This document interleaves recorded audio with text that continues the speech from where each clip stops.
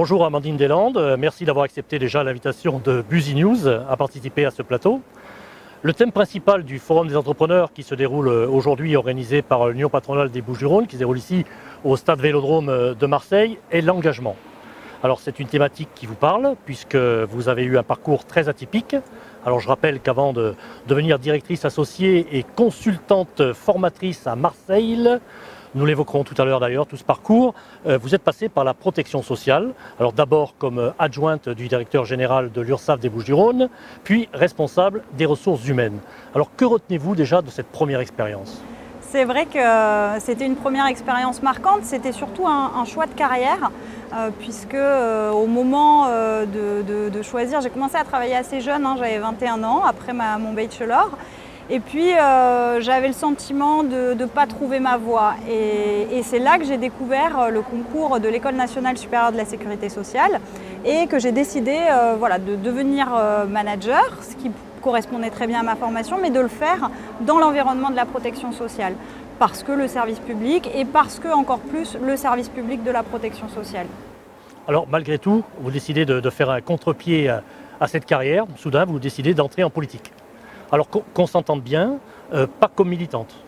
Non, effectivement, je ne sais pas si je décide en fait, réellement. Je crois que ma carrière, tout mon parcours que vous qualifiez peut-être à raison d'atypique, c'est fait parce qu'il y a eu des rencontres, il y a eu des opportunités. Et cette opportunité de rejoindre la métropole, c'était vraiment ça, une affaire de rencontre, puisqu'il se trouve que mon directeur général, à l'époque où je travaillais à l'URSSAF, a rejoint le cabinet de M. Tessier à la métropole après les municipales de 2014, et de là m'a demandé de le rejoindre. Et quelque part, je me suis dit, effectivement, j'étais pas militante, j'étais pas encartée, c'était pas du tout une volonté d'aller en politique, mais qui a l'occasion et combien d'occasions j'aurais pu avoir de rejoindre une institution comme celle-là pour défendre notre territoire à un moment aussi charnière que la création de la métropole. C'était une opportunité qui ne se refuse pas. Donc politique dans le sens vie de la cité, le sens premier du terme. C'est ça qui vous intéressait, de vous engager là-dedans et pas de vous engager en politique. Oui, pour moi, ça a toujours été très important. Moi, je suis une Marseillaise de cœur, puisque je n'ai pas grandi ici, j'ai grandi dans l'arrière-pays. Et pour moi, c'était important de pouvoir agir pour mon territoire. Et d'ailleurs, quand j'ai rejoint le cabinet, je l'ai rejoint en tant que conseiller technique.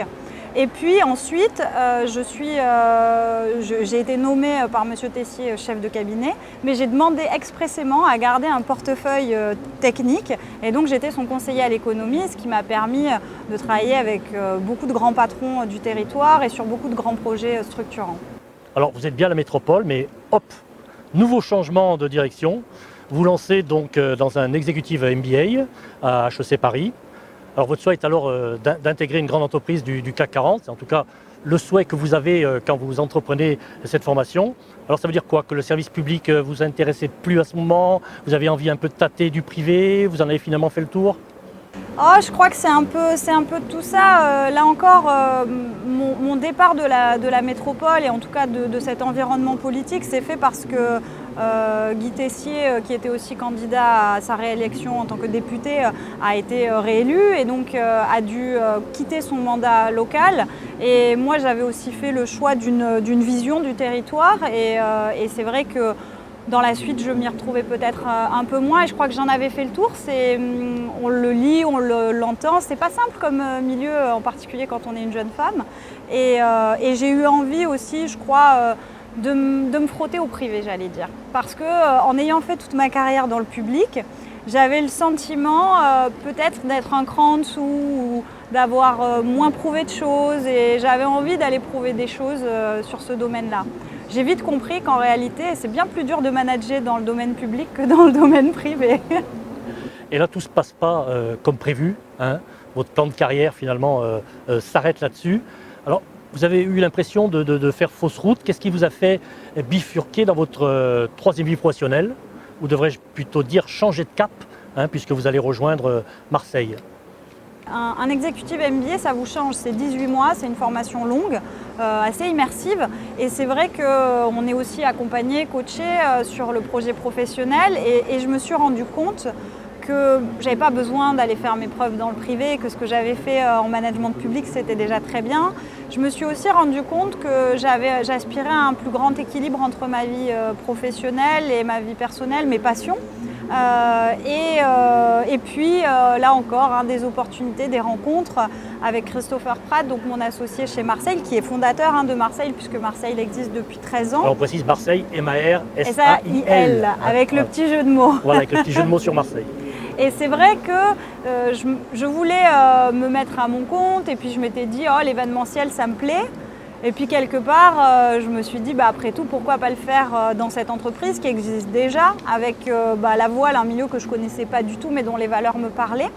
Parce que là encore, on parlait du thème du salon, l'engagement, et je pense que en termes d'engagement, les navigateurs, ils ont des choses à nous montrer. Donc voilà, ça a été cette opportunité-là, et je ne la regrette pas une seule seconde.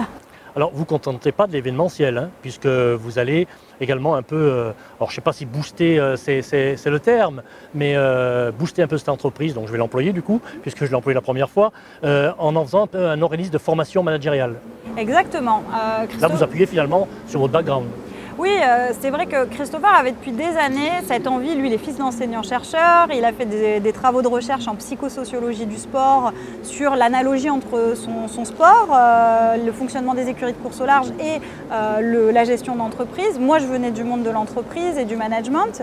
Et il me disait, je veux aller plus loin, je veux aller plus loin. Et donc, on a commencé à regarder. Il était conférencier. On faisait de l'événementiel nautique. Puis on s'est dit, mais en fait, l'enjeu, il est là. C'est de faire à la fois du fond et à la fois de l'expérience pour pouvoir faire vivre quelque chose de très challengeant à nos clients. Et on s'est dit, qu'est-ce que c'est ? C'est du coaching, c'est de l'accompagnement, ça reste de l'événementiel amélioré. Et en fait, très vite, on s'est dit que non, c'était de la formation. Et donc, on s'est mis en ordre de marche. Et aujourd'hui, Marseille est un organisme de formation, Datadocké, certifié qualité selon la norme Calliope. Il n'y a que 20% des organismes de formation, tous secteurs confondus, qui en bénéficient. Et on fait vraiment de la formation au management en utilisant la voile comme outil pédagogique.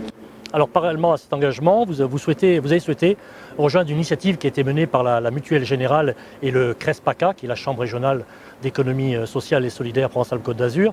Et vous êtes devenu partenaire d'un nouveau club qui s'appelle le Club des entreprises solidaires et responsables, qui a été créé il y a quelques mois seulement.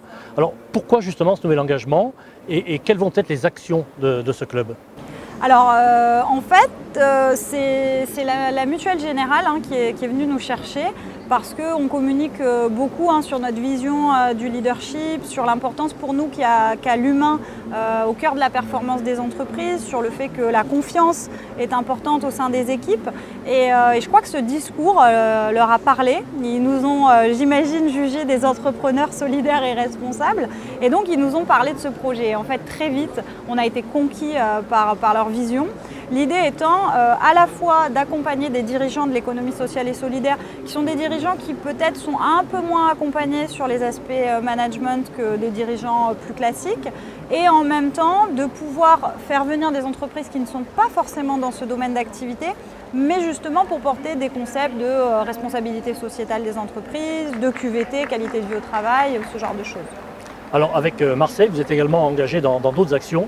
Alors, je sais que vous n'en faites pas forcément état, mais si vous pouvez nous en dire quand même quelques petits mots pour qu'on comprenne vraiment quels sont vos autres engagements avec Marseille, en dehors de l'entreprise, du monde de l'entreprise. Donc effectivement, on a d'autres engagements dont on parle assez peu et pour citer un exemple, puisque vous me posez la question, on a l'an dernier organisé une opération avec Sport dans la ville et l'entreprise sur le terrain qui consistait à emmener des adolescents des quartiers prioritaires de la ville naviguer, découvrir Marseille à la voile. Et c'était exceptionnel de voir ces gamins qui, pour la plupart, n'ont évidemment, enfin tous, personne n'avait jamais navigué, mais il y en avait qui n'avaient même jamais été en mer ou à la plage. Enfin, c'est exceptionnel et on essaye d'avoir cet engagement-là. On essaye aussi de promouvoir les métiers de la mer. On intervient souvent auprès de la Touline, qui est le lycée professionnel à l'Estac, qui est spécialisé dans les métiers de la mer, dans les écoles aussi de temps en temps. Enfin, voilà. Quand on a du temps libre, on essaye de le consacrer à de bonnes actions. Alors, parmi votre temps libre, vous faites aussi autre chose. Alors, je voudrais qu'on en parle. Alors, toute proportion gardée, et je suis certain que vous m'en voudrez pas de cette précision, d'une autre femme très engagée, et je veux parler de Simone Veil. Et pourquoi d'elle? Tout simplement parce que vous venez d'écrire, de publier une biographie donc, de Simone Veil récemment, de cette grande dame de la politique. Alors, d'où vous est venue cette idée? Est-ce qu'on se lève un jour en se disant « Tiens, je vais faire un bouquin sur Simone Veil » ? Non, effectivement, ça se passe pas exactement comme ça. Mais je vais vous faire encore une réponse un peu comme les précédentes. Là encore, c'est une rencontre. Et pour le coup, c'est une rencontre grâce à Christopher, puisque à l'arrivée de la Transat Jacques Vabre, donc il y a 2 ans, on est au Brésil en train de célébrer leur podium avec une caipirinha. Et en fait, il y a un des journalistes qui est aussi directeur de collection dans une maison d'édition qui s'appelle City Édition. Et il parle avec Christopher de sa recherche d'auteur. Et là, Christopher lui dit tu devrais en parler avec Amandine parce qu'elle écrit à ses heures perdues. Et donc il vient me voir et il me dit il paraît que t'écris. Et donc de là, voilà. Et donc ils sont spécialisés dans les biographies et puis on a cherché. Et puis Simone Veil, et quand il m'a proposé Simone Veil, j'ai même pas réfléchi une fraction de seconde pour dire oui. C'était tellement exceptionnel. Voilà, alors on présente quand même votre livre. Alors quels sont justement les enseignements que vous avez retenus de sa vie et de ses actions et quelles sont celles qui peuvent vous inspirer? Moi j'avais déjà une admiration sans borne pour Simone Veil, mais en fait je crois qu'on ne la connaît pas beaucoup. En tout cas, on la connaît bien sûr, tout le monde la connaît pour la loi sur l'avortement, mais en fait c'est tellement plus que ça. Simone Veil, dans son engagement, c'est la première loi fondatrice sur l'adoption, c'est son action pendant la guerre d'Algérie, c'est tellement de combats. Et moi, ce que j'aime aussi chez cette grande dame, c'est sa vision du monde, sa vision de la politique, qui n'est jamais clivante. Vous me disiez tout à l'heure que je n'avais pas eu un engagement militant, mais au sens de la vie de la cité. Et Simone Veil, c'était ça. Et c'est un compliment dans ma bouche. Je l'ai bien reçu comme tel. Et c'est vrai que je crois que ce qu'elle portait, c'était ça. C'était la politique au sens noble du terme. Et moi, j'adore cette approche-là, de la même manière que sur l'engagement en faveur du droit des femmes, et pas un engagement féministe. Elle a porté ça. Et moi, cette manière de voir la vie politique, la question de l'égalité homme-femme, me parle. Alors, vous venez pas plus tard qu'hier, et ça sera la dernière question de conclusion, vous voyez venir de boucler un nouveau livre. Alors, c'est un scoop qu'on offre à nos auditeurs de Busy News. Alors, je ne sais pas s'il est trop tôt encore pour l'évoquer, mais ce que je voudrais savoir juste, c'est s'il parle d'engagement. Alors, je ne peux effectivement pas encore vous dire le thème, mais c'était normal d'essayer, je ne peux pas vous en vouloir. Mais oui, il y aura de l'engagement. C'est aussi une femme. C'est une femme internationale et qui a fait aussi preuve de beaucoup d'engagement tout au long de sa vie et dont le parcours m'inspire également. Donc merci à Amandine Deslandes d'être passée nous voir sur le plateau de Busy News et merci pour cet échange. Et en tout cas, nous continuerons à vous suivre dans tous vos engagements. Merci. Merci à vous.